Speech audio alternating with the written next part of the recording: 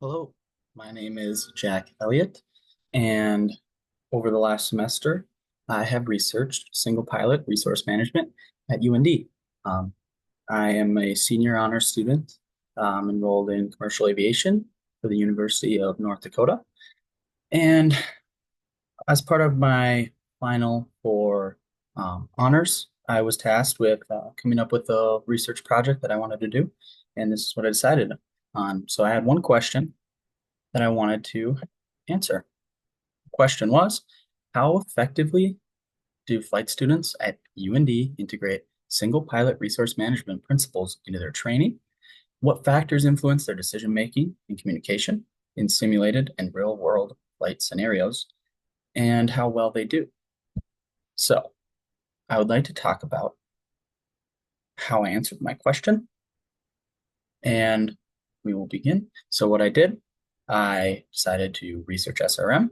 I used sources like Aviation Instructor Handbook. I also used online sources, making sure that they're credible and reliable. I used surveys. So I actually made two surveys, one that targeted CFIs and one that targeted flight students at UND. Then I did some interviews of current CFIs at UND, and as well as having conversations with other instructors. So just asking them questions of the observed weaknesses of SRM applications and how they like to teach it, how they like to improve it. Then I gathered all that information together, reviewed it, analyzed it, reflected on it, and created this presentation to go over it. So, what we're going to talk about today. Um, so, I want to share with you what I learned, and how we're going to do that is we're going to start off talking about what is SRM, or single pilot resource management. Why is SRM important? Some methods for using and learning SRM. We're going to discuss student feedback on the effectiveness of SRM training, taking that information from all the surveys, conversations with students.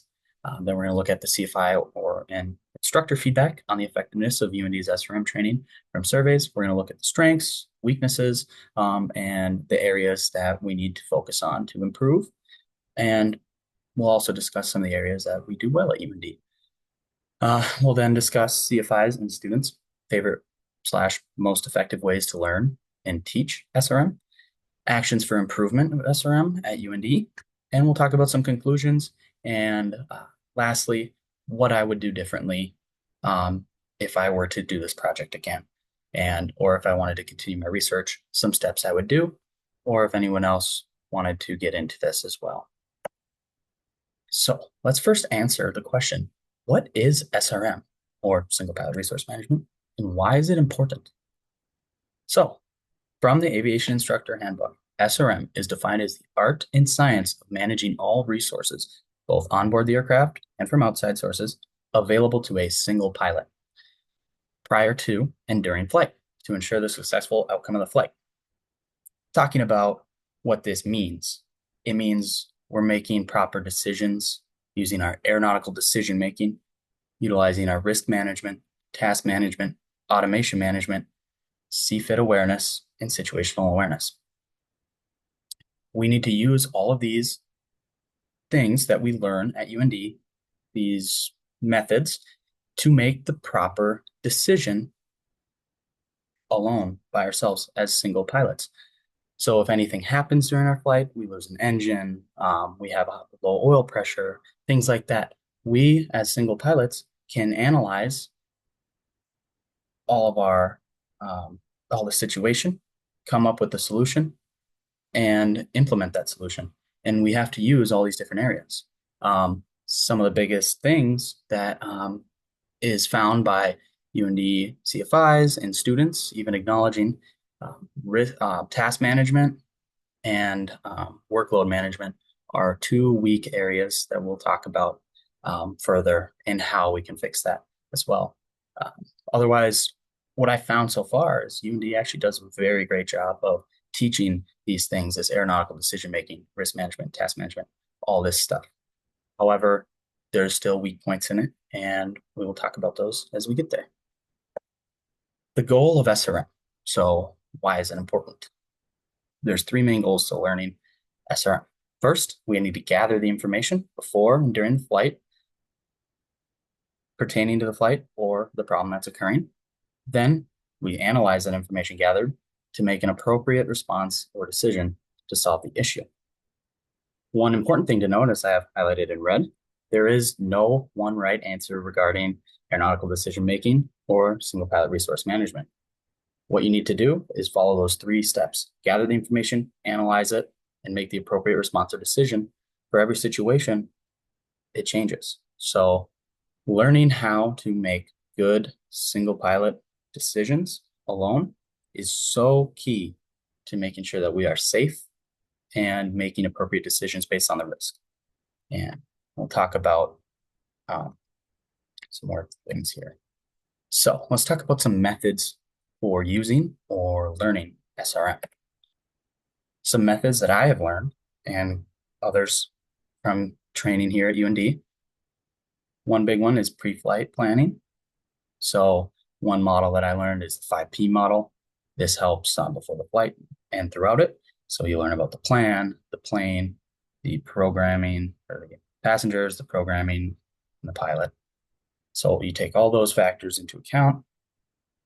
And so the plan, it can also be called the mission or the task. So all elements of your flight planning, thinking about that.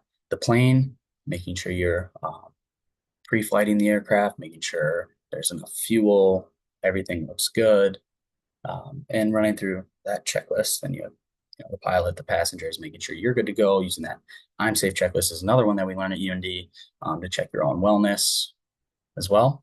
Some other things that we learn to help with our decision making is weather briefings. So we're aware of the weather, what's going on around us, what to expect. A tool that UND uses, they use standard operating procedures. So the SOPs, they have RATs. So every time before we turn in a slip to dispatch, we check off our if we're good to go for the flight. For cross countries, it's a little more in depth.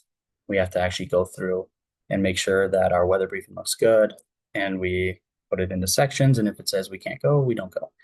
So those are just some things to do pre-flight and planning for your flight. When you're in flight, there's some more. There's the 3P model, kind of what we just talked about with SRM. You perceive the problem, process it, and then perform the corrective action. Making sure you're always flying the plane first. But it's just like what we talked about previously, the three goals of learning SRM: gather the information, analyze that information, make the appropriate response or decision about it. That's the 3P model to a T. Good ADM and task management. So learning how to solve tasks with what's most important. So if you have an engine failure, but you also have an issue going on, with on your PFD, something not working, you're going to prioritize that engine failure before your PFD. So things like that. That was a dramatic example, but learning how to prioritize what's important to what's least important. Always making sure you're using your checklists and good decision making. So another example, looking for places to land when on cross country or doing ground ref maneuvers, just keeping an eye out, planning ahead, run through practice scenarios in your head while flying, staying prepared, attentive. Those are all things that we as students at UND learn. Then post-flight, reviewing your flight. So start with your takeoff, run through everything until landing. Give good self-critique is the best way to go about this. You got to learn from each flight. What went well? What can you improve? How can you improve it? So actually getting into the research on the effectiveness of UND's SRM training. And so in my surveys, I had around 56 participants from students enrolled in the UND Aerospace. For this particular survey, you can see the percentages on the side here. We had 25% were private pilots or in training for their private, 21% instrument, 23% commercial, 16% CFI, and CFI not instructing, 14.3%. And I just asked, one of the questions I asked was, how confident are you in your ability to apply single pilot resource management and decision-making principles? So one being very confident, five being very unconfident. And looking at this, you can kind of see most people are in that, medium, that middle to more confident range. However, you can see that there is a percent in that 3 to 4 category where it's about 17 plus about 48%. And if you look, private and instrument, they make up just under that. So maybe you can see where the private instrument people are less confident, but as they go further along in their training, where they're commercial, C5 training, C5 not instructing, they're more on that more confident.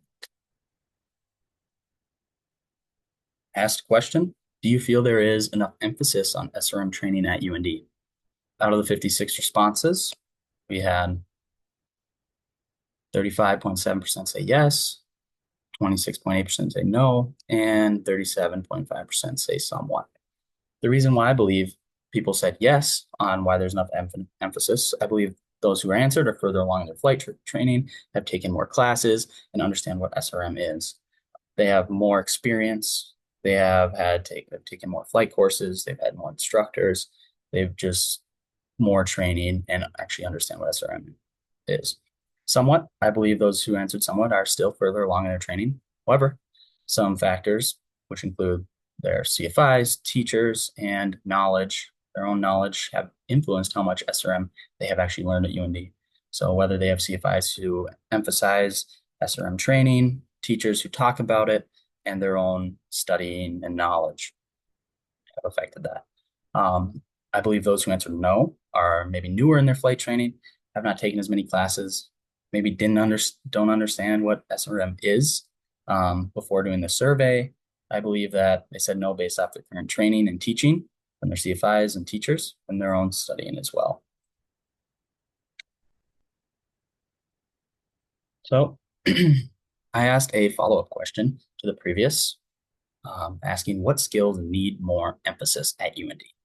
And two of the most common answers were workload management and communication and aeronautical decision making. So these are some skills that need more emphasis. For workload management, more emphasis, the students really advocated for more emphasis on teaching proper workload management when handling situations. They believe that they need more help with managing tasks. And that was another common trend, which we'll talk about with the CFI feedback. Two of the big weak areas, which we'll discuss, is workload management and task saturation. So those are two big things. Another one was the communication and aeronautical decision making. So having more of the decisions led by the students. These are some ways they can fix that. Having more of these decisions led by the students depends on the level of the student. Obviously, more advanced students should be more on their own, while less advanced, newer private pilot training should be kind of led through the process, but still allowed to make their own decisions and learn from it with CFI guidance. Newer students have them practice scenarios on the ground. With more advanced students, surprise them with different scenarios and questions, both on the ground and in flight. Those are some good ways to solve those. We'll talk about more. A couple quotes that I want to talk about from some of the feedback. First one challenge of SRM is the workload, not necessarily for VFR flying, but more instrument flying. Briefing approaches, communicating, navigating can be challenging at times. Of course, this will come with practice, and our instructors provide great guidance, but it is still something that is a slight challenge. So kind of just thinking about that workload management we just talked about. So just making sure that these students are kind of, one of the challenges is workload management, and we need to make sure that the students are being properly trained on doing that. So, order of importance, making sure you're flying the airplane first, then you're briefing, then you're communicating, navigating. One of the big things that I learned is aviate, navigate, communicate, and you need to do things in that order. So I think these students might need just more practice with that. Next quote, Mainly with decision making. I feel that some instructors don't allow students to make decisions without instructor input. For example, I've had some instructors where I was in charge of making a go no decision. They would give me their thoughts before I could give mine. They didn't allow me to develop decision making without a second opinion effectively. So, one big thing this needs to be improved. This again, this isn't all instructors. This is some is letting your students figure things out for themselves, letting them assess situations before you feed them the answer. Obviously, for newer students, it's going to be um, a more led discussion, and depending on the level of student, it's going to be more on them or more on you. But throughout this, you want to be, even if they're new, you want to be teaching them on what to look for, what to focus on when they are making these decisions, and allowing them to think for themselves. Looking at some of the CFI and instructor feedback from the surveys and from the interviews. So I asked the question on the how long that they've been CFIs. 62% were less than a year, 1 to 3 years, 35%, and more than 5 years, 3.4.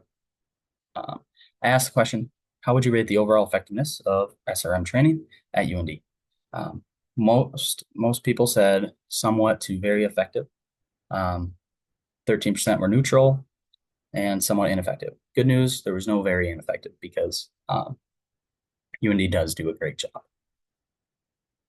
Three of the most common SRM challenges observed from students at UND according to instructors. So I listed these five and I asked instructors to pick their top three. And you can see task saturation, poor workload management, and difficulty prioritizing tasks are the top three. When I was reading a bunch of the feedback, they were giving scenarios about students forgetting to use their checklists, forgetting to delegate tasks in order of importance, not flying the airplane, more focused on maybe doing a checklist instead of actually flying, things like that. I asked the question, do you believe that the UND current SRM curriculum adequately prepares students for real world flying situations? I had 48% say yes, 10.3% say no, and 41.4% say maybe. This was one of the most surprising things to me. But if you really think about it, it's really not. Um, so some of the reasons I believe that they said no or maybe is over reliance on the CFI. So the CFIs see that their students are, in emergency situations, always looking for guidance. That was a common thread that I saw looking through these feedback and asking questions. Another example is just radio calls. Um, you know, second student messes up, CFI hops on, it takes over instead of letting the student, struggle through situations like that. Um, Another thing that a lot of instructors talked about was repeated slash expected emergencies. So always practicing the same things. Engine out. Oh no. Or an engine fire in flight. These are very great things to practice. However, they kind of become routine and we expect them on our flights. Whereas we need to remember that emergencies can happen at any time and anywhere.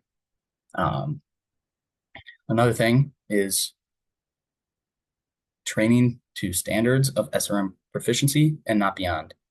So using training, CFIs are training students to that just proficient in SRM, but not beyond that. So using that TCO, training them to be ready to do a UND stage check.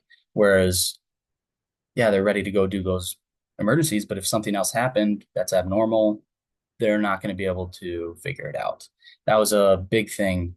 Um, you know, it's kind of up to the CFI to provide that real world training after you go through the TCO checklist. And I think that needs to be emphasized more. The UND bubble, that explains this perfectly because at UND, we're training for UND procedures. We know what to expect, everything, everywhere. And we need to make sure we're um, training our students to actually be able to solve issues that aren't relative to Grand Forks. One of the quotes I liked from Yes, for those who answered yes, was I do not believe it is possible to train a student to handle every situation. The best we can do is to give students the thought process and procedural training necessary to handle the situation as it comes. I believe UND does do this adequately, but only adequately. So UND does do very good at training pilots to handle situations and standard more common emergencies. And they do a very good job, the procedures, using the checklists, using tips and tricks, and just kind of doing everything the same, everything standardized and handled the same. However, you know, when they mentioned UND does this adequately, but only adequately, that's true a little bit to a point though, because this UND gives students the ability to run these checklists and kind of prioritize um, these things. However, we need to do more training of abnormal situations and things.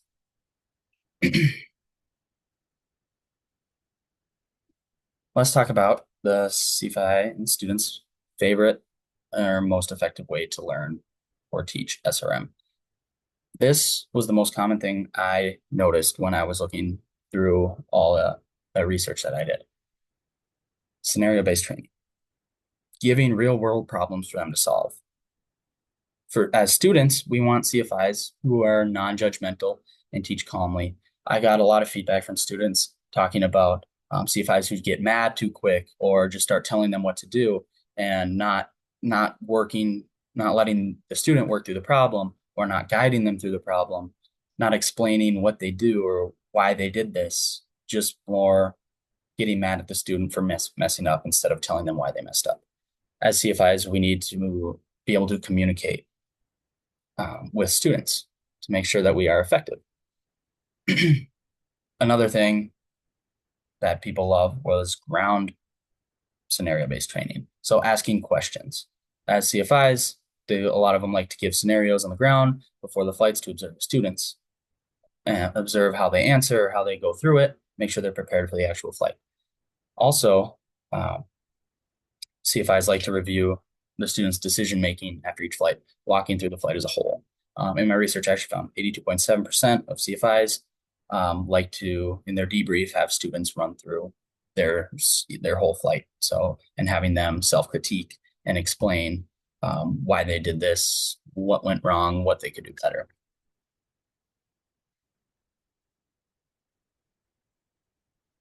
Another thing with that ground-based scenario training is students, they like answering and practicing on the ground. They, um, they like it when the CFI actually explains how they themselves go about handling the situation instead of just saying what the student did wrong, what could do better.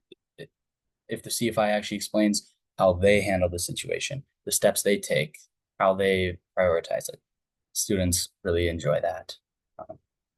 So scenario-based training, definitely the most effective way. And that's very true. Some actions for improvements SRM. Like I talked about, UND does do a great job teaching SRM at UND. However, these are, as when I was researching, I was looking for areas that we can improve on. And the number one thing, and it ties into all of them, is scenario-based training. More often, more diverse, changing it up, not just doing, it is good to do, practicing engine failures, engine fire in flights. Don't get rid of those, but add more diversity, doing more abnormals, things that don't have checklists, more lost comms, more, you lose a fuel cap, more diverting for weather, things like that that don't that don't have a checklist. Getting students to actually be flying and actively problem solving. Another thing was both CFIs and students talked about more solo time, actually learning how to be a single pilot and what it is to be the pilot in command. More time for that single pilot resource management experience. One solution I had was try to build as much solo time you can, especially in your flex block time building, taking advantage of those flight hours and getting them solo when you're in that commercial time building block. Another thing is more use of the demonstration performance method. Students really like this method. When the CFI first explains, then demonstrates, the student does under instructor's supervision, and then evaluation, critique, and explanation afterwards. So you go through the process, and then the CFI critiques you. This could be on the ground, this could be right after the flight, or right after you did the maneuver or the emergency, and have the instructor talk through what they can do better as a student and things of that nature. Another solution that I got from students, more sim time practicing scenarios, doing abnormals, allowing students to make mistakes. It's in a sim, there's no physical risk, and guiding them through their mistakes and letting them make those mistakes. Afterwards, using the proper debriefs to learn. So having the student run through the scenario, self-critique with guidance. For the CFI perspective, just taking advantage of time building for your students, allowing more solo time. So in that flex block building, not getting selfish for yourself and trying to build hours, but pushing your student to go do that time solo and just to practice his decision-making skills by himself and learning how to be PIC. Like I said prior, the students using that sim time building to practice scenario-based training and skills as well. Another thing is more cross-country times with students. Combine some lessons, get out of that UND bubble, which was one of the big problems I was talking about earlier. Just getting that real world experience. One of my favorite quotes I got from my research was the following. I think just emphasizing that they're getting these certificates and ratings to fly in the real world and not at UND. So using more critical thinking skills and open-mindedness towards what we can and can't do. A lot of students get stuck in the UND-isms because they don't know anything else, and it actually hurts their confidence and knowledge as pilots. The training at UND is very good and it's very structured. One thing that I've noticed is we do a lot of training towards UND, towards our stage checks at UND. We learn how to pass those, what to study to pass those, and not actually what to do. And how we're not actually learning like proper decision making and aeronautical decision making skills in flight and SRM. Instead, we're focusing on what we have to do just to pass that stage check instead of thinking about this as real flying world skills. These ratings are not just to fly at UND, like this quote said. We're getting ratings to fly anywhere, and things are a lot different outside of UND. So maybe emphasizing that would be huge. Another idea was workshop opportunities for students and CFIs on SRM and ADM. So kind of like safety seminars, maybe make students attend one or two a semester, and hosting it, having experienced CFIs and students even coming in and explaining things like past accidents. So how they handled situations, more things like that. So what they did to solve it, how they analyzed it, and what things worked well for them. Just giving more examples. I know that whenever every safety seminar, I actually do learn quite a bit from just listening to people who have experienced things that I haven't. And I think if we incorporated that on a level that it made it required, people would actually learn some things. Another thing is increase scenario-based training and testing a student's knowledge in flight and on the ground. So just more scenario-based training, more abnormal things, and just testing the knowledge of students in flight and on the ground. So when you're flying along, give them an example emergency and have them talk you through it. They don't even have to actually fly it. Just have them talk you through what they would do if something comes along. And on the ground, even before the flight, if you're going to give them an emergency in the flight, maybe have them before the flight, walk through it. And then after the flight, debrief, have them walk through it, self-critique, and then you give your feedback as well. Conclusions. In my research, I focused a lot on what could be improved instead.